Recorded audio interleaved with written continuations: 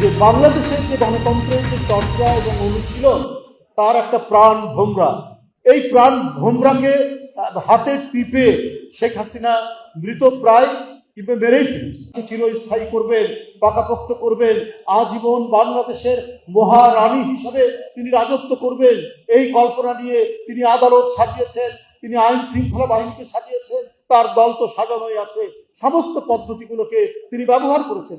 এমনকি তার দলের মধ্যে থেকেও কেউ কেউ বিরোধিতা করেছিলেন যে কয়েক টার্মের জন্য তত্ত্বাবধায়ক থাক সুরঞ্জিত সেনগুপ্ত, এই যে আজকে মেনন টেনন, এরাও বলেছিল শেখ হাসিনা কারো কথা শুনবে। এমনকি একটি তল্পি বাহক একজন প্রধান বিচারক সেও পর্যন্ত বলেছে 2 টার্মের জন্য থাকতে রাখা যেতে পারে তত্ত্বাবধায়ক। তারপর রিটায়ারমেন্টে চলে গেলেন, তার বাড়িতে তার তাকে তো আর ধমক দিতে হয় না, সে তো নিজেই খয়ের খা, শেখ হাসিনার নুন খাওয়া একজন মানুষ, ক্রমাগতভাবেই নুন গেয়ে যায় খায়রুল হক। তিনি বাড়িতে তার সেই হাফ রায় দেওয়া সেই কাগজপত্র নিয়ে এসে ওটাকেও তুলে দিয়েছে।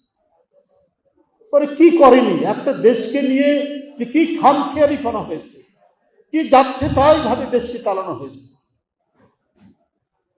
সেখান থেকে চলে গেল, কিন্তু আজকে সেটার পুনর্বহাল।